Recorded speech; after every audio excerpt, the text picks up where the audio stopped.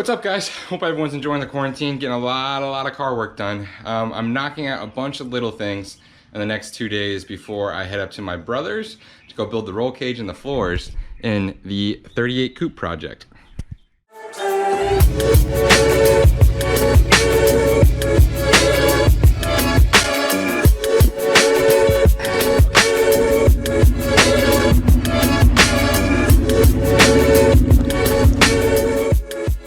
But this time we got something a little small, a little different that we're gonna knock out because I need it done to get it on the trailer and just make my life easier, and that's gonna be steering. So in the 38 Coupe, it's got the 5.3 up front, solid mounted to the frame with a piece of 2x4, and we got the steering box with all the original steering parts already connected. All I'm gonna do is I'm gonna take my old spline input, extend that through this 2x4. I'm gonna sleeve the 2x4, put a sleeve of Delrin inside that sleeve, a little plastic bearing material, and then have the shaft of the steering shaft go through that Delrin and make a perfect fit through this 2x4. Come out on the other side with the U-joint, angle the U-joint up to the firewall. And you guys know me, I'm cheap and I like to reuse parts. And this old CJ5 rock crawler that all the stuff was already on, like the frame, the axle, the drivetrain, I'm gonna reuse everything that I can.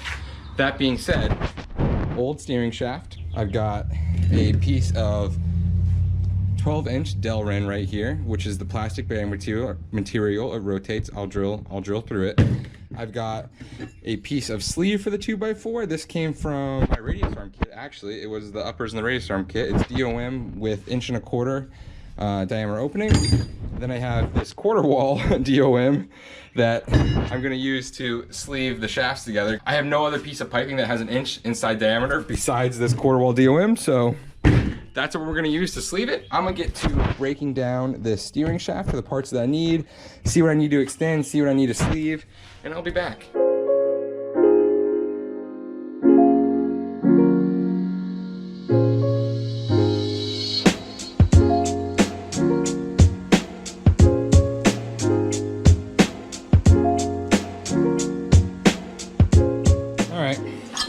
I tacked in my little sleeve for the 2x4 solid mount motor mount sleeve with the DOM tubing.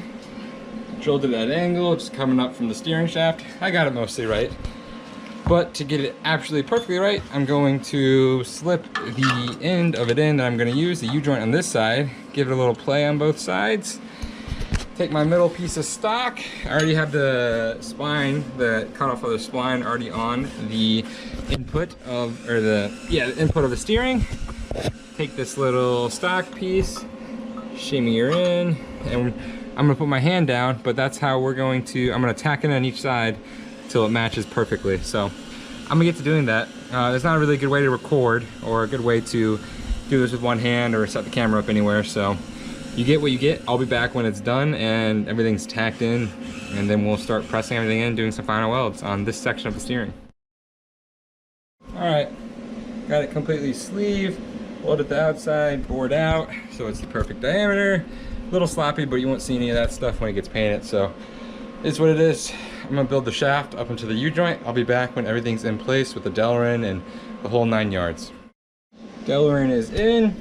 Everything's in place. Front piece of the shaft is made. I just went ahead and welded it, and then I ground down where it went from inch stock to 1.25 inch stock, I guess, the old steering shaft with the spline. I ground it down just because I figured it'll look the best with paint on it. So yeah, is what it is. Little porous. I could probably re-weld and regrind it if I really wanted to. I don't really want to. Paint's gonna fill that in. It's solid enough. It's not gonna go anywhere. It's just steering.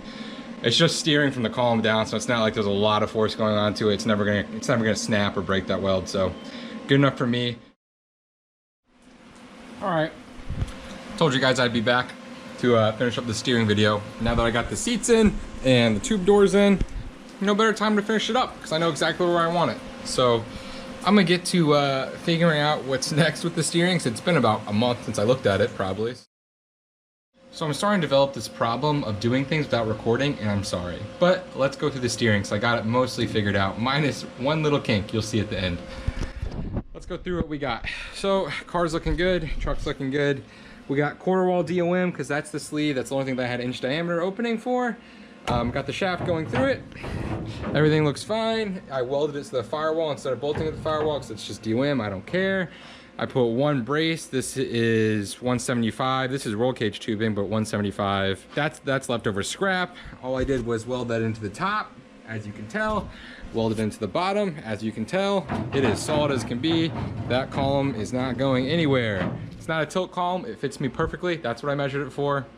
Is what it is. My truck. I can put things wherever I want them and make them stay.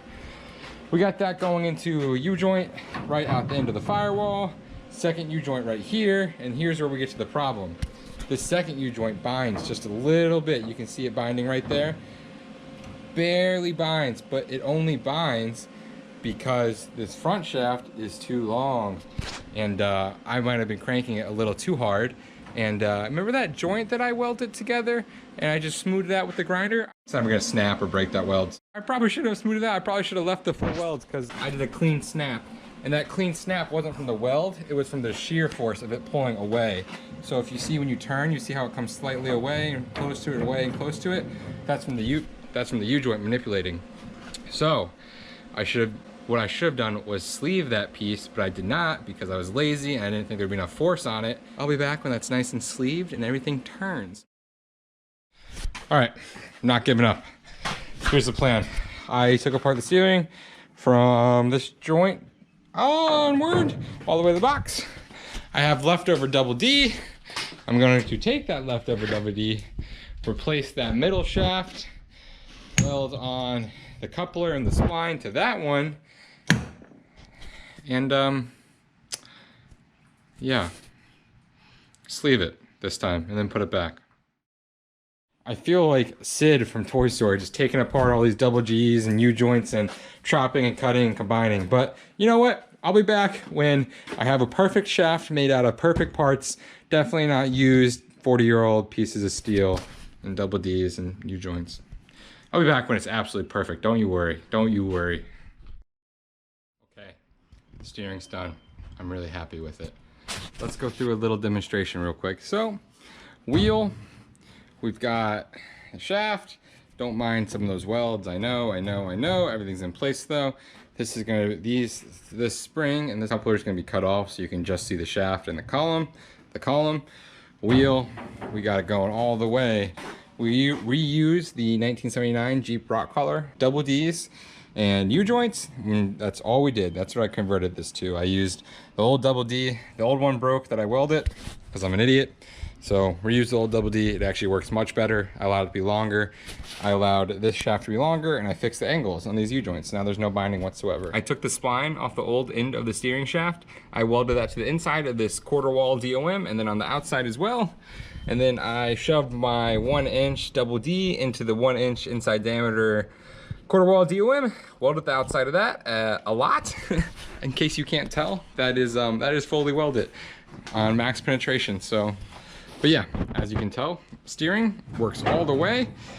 The car is jacked up, so it's easy to turn, right? No hydraulic power assist right now, but full crank both sides, and we are good to go. That's exciting. One more big system out of the way on this 1938 build, but that's all for this one, guys. I don't know what we're gonna do next. It might be fixing up this interior, throwing some bed liner down. I don't know. We'll see. This 1938 buggy is growing a lot really fast, and I'm really excited with every step that happens for it. So I will catch you guys next time on the next update for the 1938 buggy build.